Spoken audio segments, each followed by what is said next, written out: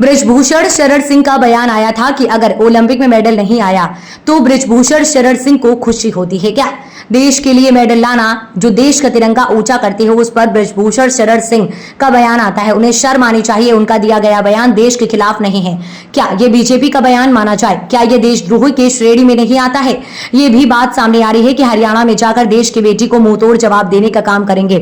तो मैं भी कांग्रेस का प्रदेश सचिव बृजभूषण शरण सिंह को हरियाणा में आने का आमंत्रण भेजता हूं।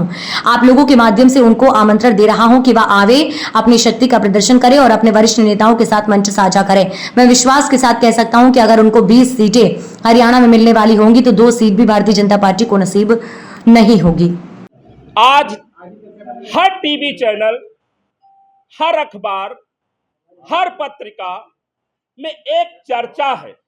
वह चर्चा इस बात की है कि देश की बेटी, देश की गौरव, देश और दुनिया में नाम रोशन करने वाली हमारी बेटी विनेश फोगाट, जो हमारे देश के तिरंगे को ऊंचा करने के लिए खेल खेलती हैं, गोल्ड मेडल लाने का काम करती हैं, उस बेटी के लिए हमारे बगल जनपद के एक भारतीय जनता पार्टी के नेता, पूर्व सांसद, प्रधानमंत्री जी के संरक्षण वाले, योगी जी के अति करीबी भारतीय जनता पार्टी के नेता बृजभूषण शरण सिंह का एक बयान चर्चा का विषय है।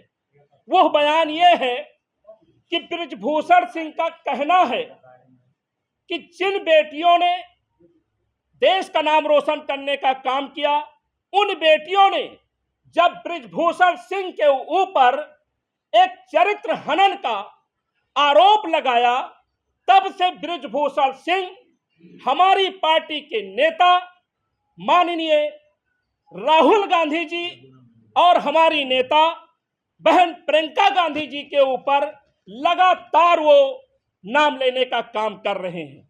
उनका नाम लेकर के अपने आप को तो चर्चा में रखना चाहते हैं, लेकिन मैं कहना चाहता हूं कि जिस परिवार ने इस देश के लिए, इस देश को अपने खून से सींचने का काम किया है, और दूसरी तरफ बृजभूषण शरण सिंह आपका इस जिले, इस मंडल और इस प्रदेश के लिए जहां कहीं नाखून न कटाने का काम किया हो, आपको आसमान पर थूकने से ज्यादा कुछ नहीं है।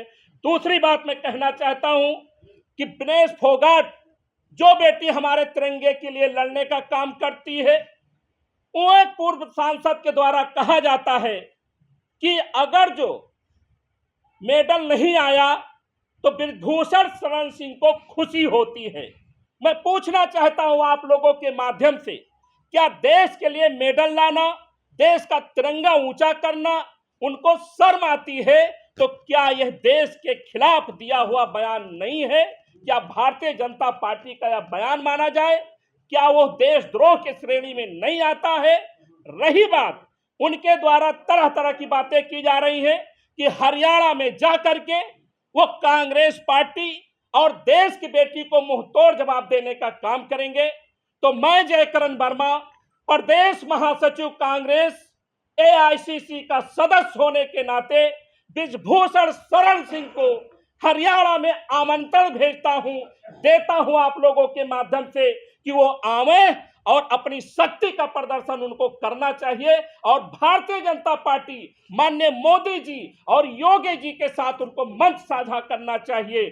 मैं बहुत विश्वास से कह सकता हूं कि अगर जो 20 सीटें उनको मिलने वाली होगी तो 2 सीटें भी भारतीय जनता पार्टी को नसीब नहीं होगी। ये देश के बेटियों का मामला है। मैं धन्यवाद अदा करना चाहता हूं अपने नेता माननीय राहुल गांधी जी का और प्रियंका गांधी जी का, जो हर समय में उत्तर प्रदेश ही नहीं पूरे देश में जहां जरूरत पड़ी है, चाहे हमारी बेटियों के लिए, चाहे किसानों के लिए, चाहे मजदूरों के लिए, चाहे जिस वर्ग की लड़ाई लड़ना पड़ा, तो हमारी बहन शेरनी प्रियंका गांधी और हमारे नेता राहुल गांधी खड़गे साहब जनता के हित में खड़े रहे, संविधान के लिए लड़ते रहे, रोजगार के लिए नौजवानों के साथ खड़े रहे। और रही बात, अंत में कहना चाहूंगा, माननीय बृजभूषण शरण सिंह जी आपके ऊपर चारित्रिक दाग लगा है। जिसके ऊपर चरित्र का दाग लग जाए वो किसी राष्ट्रीय मुद्दे पर बोलने का अधिकारी नहीं रह सकता है। मानते हैं कि आपके पास बहुत बड़े बड़े विद्यालय हैं, आप बहुत बहुत धनवान हैं, आपके पास भारी फौज है, लेकिन इससे जनता का कोई वास्ता नहीं है। जनता का वास्ता उससे होता है जो हमारी नेता प्रियंका गांधी, अजय राय और राहुल गांधी जी करते हैं। इसलिए मैं आप लोगों के माध्यम से